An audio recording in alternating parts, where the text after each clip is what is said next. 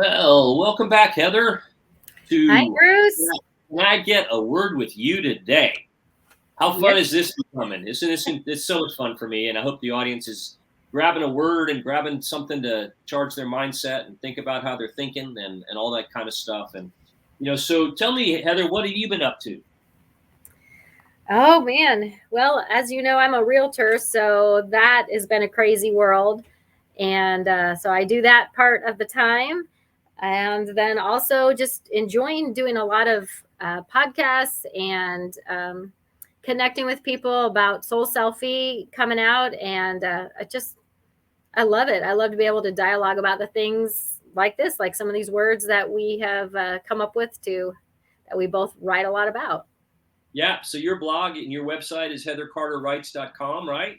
And folks can Absolutely. reach you on Soul Selfie Blog on Facebook and Instagram to stay all current with what you're writing and kind of news about you, etc. So that's exciting. Very excited about your book and kind of what you're doing with that, and just spreading goodness across the universe. hmm And yeah, I love that we've been able to connect over, well, hey, I just used our word of the day. I didn't even think about that, but we connected to each other. And that really what has uh, helped us connect with you all. And you can connect better with Bruce if you go to above the chatter, ourwordsmatter.com for his Yep. website, correct? And then Yep. above the chatter, Bruce Pulver for Instagram and Facebook. So That's right. he has a great Facebook presence and just is real. So I love when you do your walking and talking. What's it called? Is Yeah, that on Saturday mornings, about 10 o'clock Eastern, here in yeah? Atlanta, I do what's called the Saturday morning walk and talk. And what we try to do there is just pick a word that I'd written that week or something that has been on my heart, or maybe something out of the book, and just do a little 10-minute walk and just say, what has this word been meaning to me? And it gives me some exercise and, just hmm to share some ideas. And it's a really good community of folks that join in and comment out and just try to start the weekend off with an inspirational message as I walk and talk. So hmm that's Well, why. thanks for letting me jump in, so you don't have to talk to yourself. Yeah, Well, yeah, this is great. This is great. And I love the fact that you're kind of just getting out there and doing podcasts, right? I mean, we're doing ours, but it's also really fun to be on others because you're supporting kind of their audience and what they're looking for, and the folks that are reaching out to them. And I've been fortunate to be doing several of those. I was in Dallas a week ago. I did an event with Trevor Houston called Who You Know, which is a show he does for those that hmm are career networking, looking for jobs, looking to step into their next career, and just a really good dialogue. So there's a lot good that's going on, and we have done what we've done a lot of connecting, and hmm I think that's the word we want to spend a little bit of time talking about. So I know you've written a lot about that, about making a connection or connecting. Tell me more about that, and tell me kind of where your head's at when you think about connecting, especially in the times that we're in, where maybe Right. it's even a little more effort that we have to put in to do that. Right. Well, I think the fact just that so many people have started podcasts during the pandemic tells us that people were are longing to connect.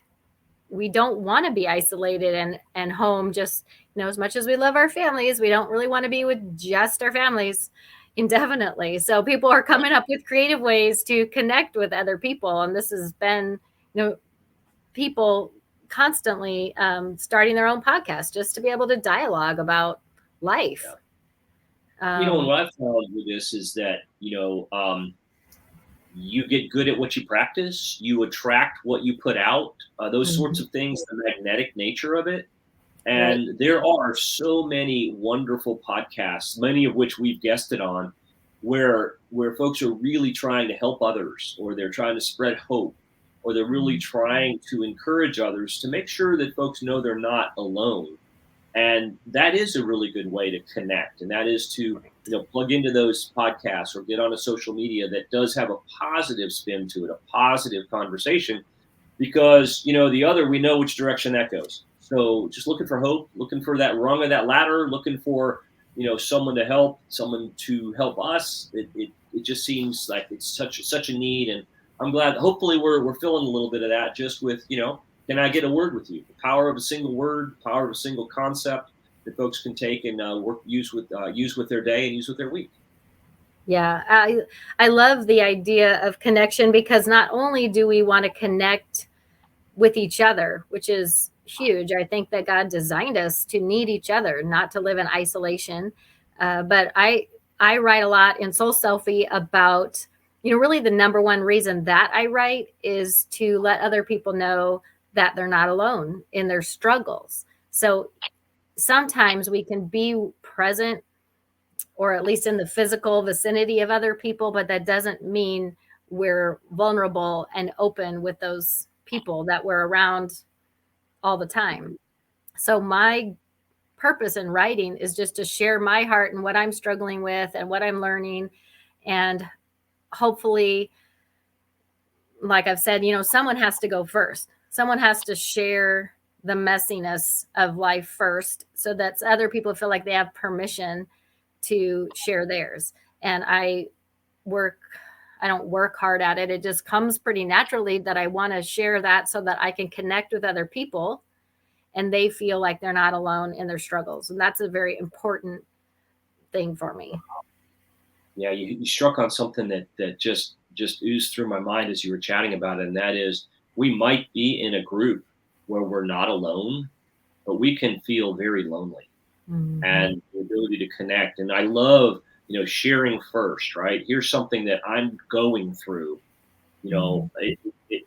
It's not like you're looking for a piling on session. That's not it at all. We're not trying to admire our problems, right? We don't want to, give them kudos.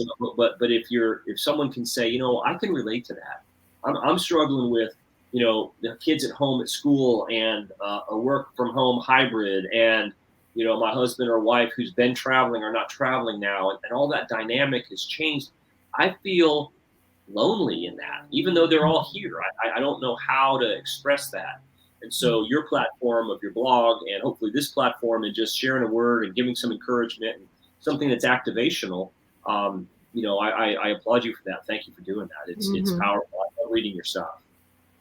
Well, I think that we connect with each other, but I also try to bring people to a connection with God, because, we can, like you said, admire our problems together all day long, but that gets you on the solution side of things too, is to take them to God and to ask him to help you change. And so that is an important piece that sometimes I think we miss. We want to all share about how we have a lot of all our woes and all the things we struggle with, but then we never get to the part where there's hope at the end of it. Yeah. And we sort of set an agreement when we started this podcast that said it's not a two-person podcast. God is definitely involved in this. God is part of the conversation, and to whatever level we can kind of bring what that means to us, to others that are listening, we're here for you. And, whether that means a DM or, a message or an email, if you're needing to talk to someone or want to reach out, Heather and I are both here, and, can provide some resources and let, help you out any way that we possibly can. So, the interesting thing to me about connection is that in this whole social media world, right, it's very easy to get connected.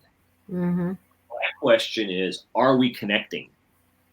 Same word, just the different suffix, right? We could have 5,000 people in our friend group or whatever in any of these social media channels, but how are we connecting? How are we really impacting each other, getting to a level that, is mutually helping each other? And I think that's really important in that word connection or connect, is that you're not just plugged in, you're plugged in, and there's actually energy going back and forth through that, visual extension cord, if you will, while we're connected. Yeah. Maybe it might be cool to kind of share. I know you've made a connection with a few other guys, and you guys have a weekly call and talk about how to sharpen each other and challenge each other. And that was all done kind of during COVID, and also just a lot of you have never met face to face, I think. That's true. Isn't that amazing? Right. So, yeah. And, I think this is, I'll take the hate mail on this, but I think it's harder for guys. I really think it's harder for guys to kind of sit down and have that connection. That's not about, how big the fish was we caught, or how long the drive was we hit at the golf course. A lot of our conversations are often around performance of some kind. I don't necessarily mean acquisition or, trips or big houses, but a lot of times we talk about stuff, like not ideas, right? And so there's a group that I'm involved in, and anyone that's interested in this, just message me. It's called In His Grip Ministries, and In His Grip Golf. It's a group of golfers. Actually, is where it started. A guy named Scott Lehman out of Nashville, Tennessee, and he has a community of guys. It's basically golf course related, but I'm from Atlanta, they're from Nashville, and I Zoom in every Wednesday. What we do is every day we are in a chapter of the Bible, and now we're going through Proverbs. So Proverbs 1 was January 1. So Proverbs, go through each day. And then you pick a verse that lands on your heart as you read that chapter. And you write that verse down. That's the G of God's word. Then the R is you write down a sentence or two or three of what did that verse reveal to you? When it jumped out at you, when it touched your heart, what did it reveal to you? It might be about just circumstances in the world, or difficulties, or opportunities, or where we should be leaning in, or what the lesson is. And there's not a wrong answer. It's what is it revealing to you? Then the I in grip is how can I go about implementing what I'm writing about, that reveal? What should I do to implement that verse in my life today? And then the P is simply a prayer to close out your time in the Bible. So it's a real simple, 15-minute, 30-minute, 10-minute writing, and then we share those out during the week. And on Wednesday night, we pick one verse that we all grip together on a Zoom. You're right. I've met a few of these guys, but most I haven't. But the conversations will then go in an hour's time from the grip, because someone will talk about a work challenge, a relationship, a chemical challenge, a financial challenge. And the guys are all there saying, man, you're not by yourself. And right. What can we do emotionally and spiritually to lift you? Are there actions we can take? Hey, I know someone in, Jackson, Mississippi that might be looking for someone with your skills. It's just a community that kind of the barriers are down, and it's sort of the circle of trust. So that's just one way that social media has really helped me connect in, this time that we've all been going through. Yeah. And I think the key to all of that is intentionality. Like if you intentionally ask the questions that typically go unasked or undiscussed, that's probably not a word. Your word, guys, is that a word? Sure. Not discussed. If you bring those up, it's probably impressive how people are willing to talk about them if you go first. Yeah. Oh, that's exactly, I think, what you're saying. With your blog, you're laying some things out there for folks to read. So at heathercarterwrites.com, and I know you've got it all indexed, and if someone is looking for a theme, a word, a concept, a topic, a challenge, it's really easy to find a word, read on it, and then, hopefully get some wisdom of not, and I love the way you write. It's not, this is the solution, I figured this thing out, it's wrapped up in a bow.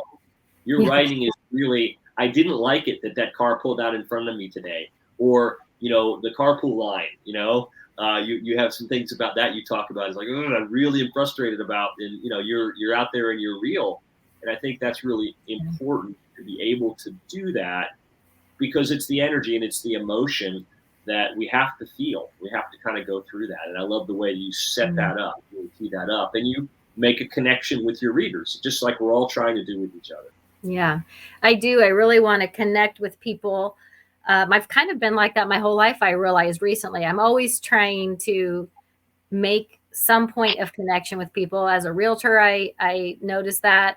And as I look back on my life, I actually started a women's study, Bible study, or not a women's ministry at our church probably 25 years ago.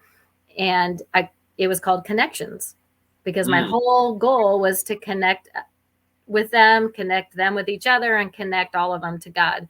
And even in the back of my book, my newest book, the Soul Selfie #NoFilter, I have instructions about how to do a book study. And basically what it entails is reading the book out loud in a session, reading one entry, and then everyone going around the circle, if you will, and reflecting on it out loud. And it might be you read about resentment, and then everyone has a chance to talk. And it's really amazing how, when I've done it in groups before, that how many people will share when they're just given a turn. If you leave it up to chance, then big mouth people like me talk the whole time and fill in the silence. And then those quiet people never actually get to talk. So if you just give everyone a turn, people just pour out their heart. There's people crying and people sharing things that are deep rooted in there that they just have no one's ever asked them to talk about it. So just create the topic, create the circle, go first. So let me ask you a question about that. Let's say that I'm really looking for a connection and I feel isolated. I don't really know where to turn. I love what you're saying, Heather. How would you suggest someone take a little step, take a baby step to change that and to reach out, to connect when they feel maybe restrained? I think that it's scary for some people to do that. For me, that's not a problem because I probably tend to overdo it in that area. But I know for some people, they're scared or they fear rejection. And I have definitely had people, I'll reach out to someone and they just never respond, or they don't really want to get together. They got too many friends or fine. But I think one of the things I've done a lot, especially during the last couple of years where we're isolated more, so we're on social media more, is actually have a friend that I used to go to church with 10 or 12 years ago. And I saw on Facebook she was struggling with depression and really motivation to even get out of her house. And we weren't really close, but enough where I knew her, and that made me sad. And I said, why don't you come over for coffee this week? And so she's coming over. Maybe that's how you go first. Maybe you're lonely, but instead of whining about it, maybe you reach out to someone else who might be more lonely. So to get a connection, be a connection in some small way. Right. Take someone's mail to them that they may be, their mobility is low. Just go to their mailbox and take it into them, or deliver something, or say hello to someone that or reach out to someone. Yeah, I think those are great ideas because it's hard. And I'm a huge believer in the word incremental. First of all, the second two syllables are mental, or the last two syllables are mental, because I think you have to make conscious small steps to do things. And connections is one way. You just kind of start, and then, you're right. You're going to get the no thanks, but you're also going to get the connection where someone's saying, "Wow, I really needed to hear that today." Saying something kind to someone sincerely is a really good way to get a connection started, especially when you need one. Yeah, you reach out first. I was thinking, it's very easy to isolate during these times when we're kind of forced into some isolation. One of the movies that during the time when I had leukemia, and a lot of times it was kind of like being quarantined. I mean, I would go to the hospital and come out, and I had a couple days where I was feeling okay. And then I would go neutropenic, which meant basically you can't leave your house and no one can come to your house, because if you catch anything, you'll die. I mean, it's pretty serious, but you don't feel bad. Kind of that also reminded me of COVID. Yeah. If you don't have COVID, but you still can't go out and you still can't have people over, it's just like a weird, you're like, I feel fine, but I can't be around any people. And during that time, I watched a movie. I don't know do you remember that movie called 127 Hours? It had James Franco in it. And in the movie, he goes hiking and he gets wedged between two big rocks. And it's a true story. And spoiler alert, he ends up having to saw his own arm off to get free, because he is there for several days and he has no water. He's in the desert. And one of the phrases I remember him saying was how he was reflecting how he had isolated himself so much from his family and his friends to the point where he had told no one where he was going. So he knew no one was looking for him, at least where he was. And the line he said that was so powerful was, he said, "This rock has been waiting for me my whole life." Wow. Wow. And I just thought that, we all have been at that place, and some of us are there now, or that rock is just waiting for us. And, going through leukemia, I had developed a community, and we'll talk more about this when we talk about the community thing, about how we have to cultivate the community before the catastrophe. If you're isolated and something happens, you've got no one to help you. So it's an important thing to do incrementally now, so that when the big stuff comes, you're taken care of, Yeah. Wow. No, you're right. Nothing worse than being alone and not having, and kind of knowing that there's no one. Yeah, that's not a good feeling. 127 days. I'll have to 177 hours. 177 hours. Okay, got it. Wow. Well, let's bring this in for a landing. We talked about connecting. Are we connecting, and are we connecting? And taking the first step. Feeling isolated. Let me break down the word connection for us, because I think that's really what it is. There's a lot of letters in here. We'll put it in the notes, but I like to write the words vertically, as you know. And I wrote this more thinking about being a connection. Like, what would it, because I do believe we kind of had that as a trigger, or maybe even a seed you plant. If you want to get connected, be a connection, right? So I wrote C, call a person on your heart. Call them, text them, or they come to mind, reach out. There's a reason I believe that happens. The O is only you know who that is. So you make that reach out, you're going to be the one person, and that person just say, "Wow, I'm so glad that you reached out to me." And they may even say, "I've been thinking about you as well." The N is no excuses. Like, make the call. Like, it's you're always too busy, but you got to make it. The second N is never pass on the urge. How many times have you called on someone and it was just the perfect timing because you did it as soon as that urge was there? And it might be a drive-by, it might be a call, it might be, a letter that you write. It doesn't necessarily have to be, physically that moment.